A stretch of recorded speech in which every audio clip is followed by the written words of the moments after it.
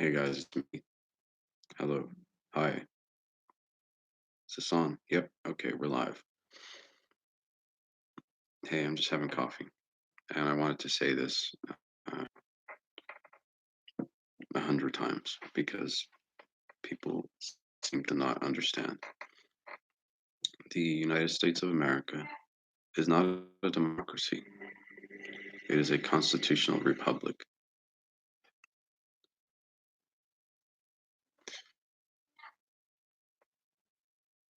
I'm going to say it again. The United States of America is not a democracy. It is a constitutional republic. And the United States of America is not a democracy, it is a constitutional republic. 3 times for emphasis. So, what does that mean? Well, what it means is this um, the Constitution and the Republic is paramount to the will of the people. Yeah, that's true.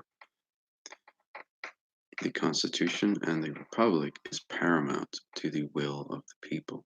Again, the Constitution and the Republic is paramount to the will of the people. That's in terms of priority, uh, in terms of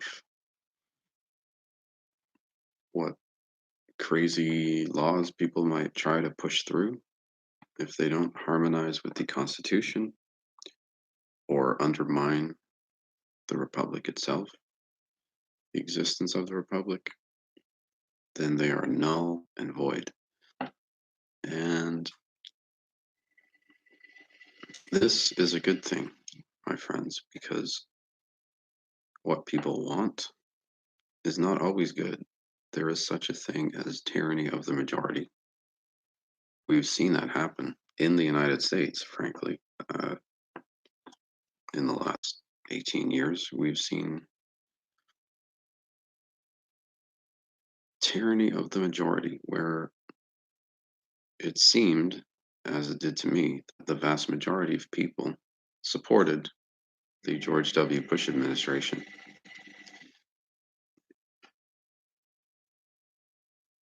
At least where I was, at least where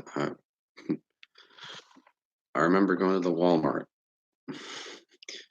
after the Iraq War started and seeing support our troops. I support our troops bumper stickers everywhere. People getting all riled up about the war, and anybody who didn't support it was ostracized, marginalized, persecuted, um, silenced. You know, it happened on that side of the aisle too. And then when Obama became president, anybody who didn't agree with his policies was targeted, silenced, told to shut up, had to flee the country. That's tyranny of the majority, people. In a healthy constitutional republic, your basic rights are guaranteed, or should be guaranteed, and should be free from, you should be free from any negative consequences of using them properly. Like speaking up, freedom of speech. If we don't have that, then we don't have a constitution or a republic. So anyone who's doing that or trying to undermine those things, anyone who's promoting the destruction of the First Amendment or the censoring of people or silencing of people or persecution of people who speak differently than they would like everybody to speak or think differently they would like everybody to think. Um, you know,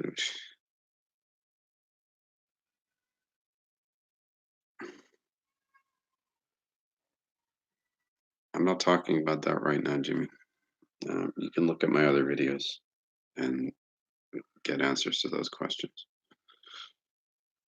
Um, I'm talking about the First Amendment right now and censorship and persecution of people who express differing viewpoints than the prescribed narrative. And um, if you do that to somebody, if you target somebody because they speak differently than you, they think differently than you, uh,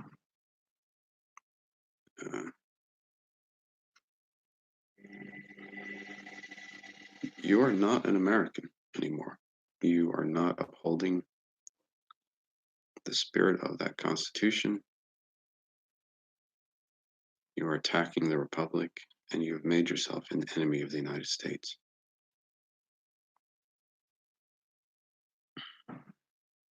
So,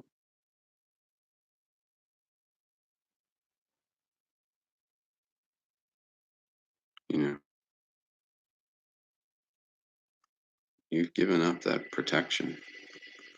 You can't, you can't really um, expect to be treated one way and then treat people the other way. It doesn't work that way. It's difficult.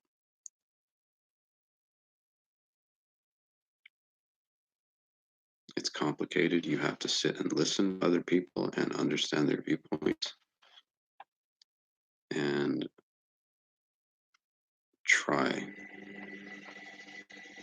to work with that rather than just try to tell people to shut up or intimidate them or threaten them or whatever.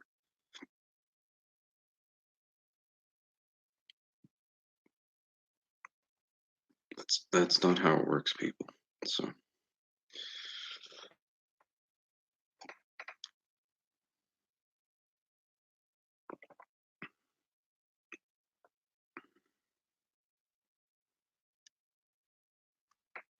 on the other hand, slandering people, trying to destroy their reputation through words and destroy their life through words. It's not what the First Amendment is about either.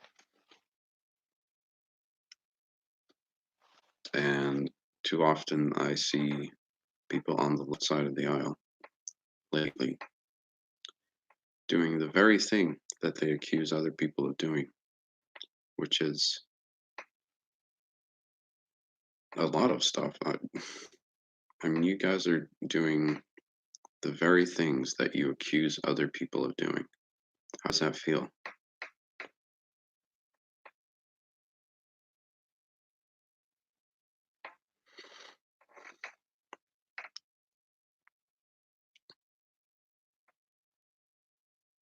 I mean, the media has all but portrayed our current president as Satan himself. I'm sure there are depictions of Donald Trump as the devil. I mean, he's he's just a human being, guys, trying to fix some very serious problems that you guys have ignored for too long. And there's personal attacks and everything else. It's just there's no reason for that.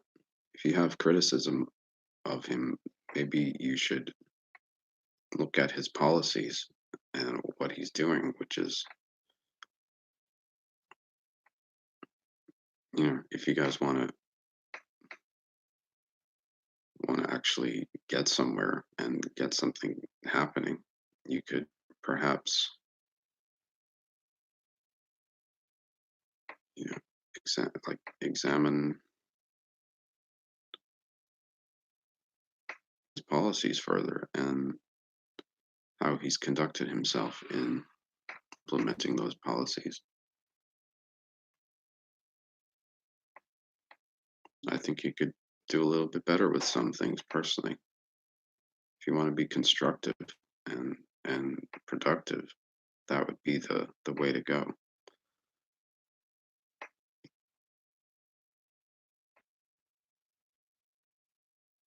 But the personal attacks and everything else, that's just unnecessary and it's very un-American, you guys.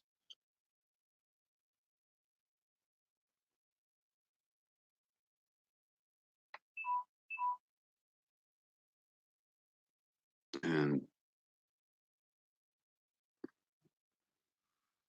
you guys haven't uncovered one single thing about him as a person anyway. So it's just a losing,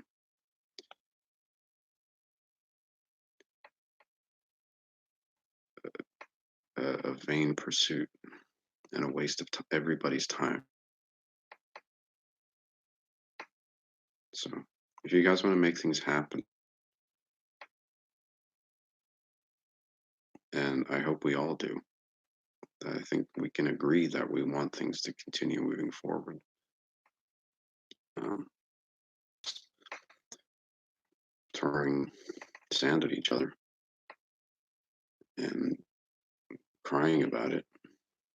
The grown up thing to do would be to talk more about policy and to talk more about what we actually need to be doing and approach the subject intelligently and with consideration and understanding of each other's points rather than trying to argue your viewpoint as being the only valid viewpoint.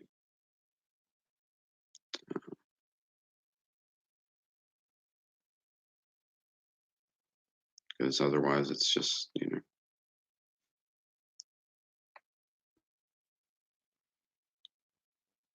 it's foolishness. All right, I'm going to go finish my coffee.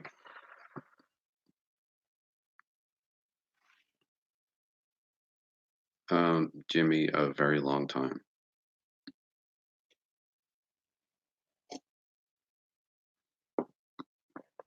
If you listen to the interview that I did with uh, Janet Lesson on Aquarian Radio a few months ago now, you'll see that I talked about that extensively, and I'm not gonna do another interview about it. It's already been talked about, so just go listen to that. It's here on YouTube as well, so and many other places. Google it. All right, this is Michael Macintosh. Over and out.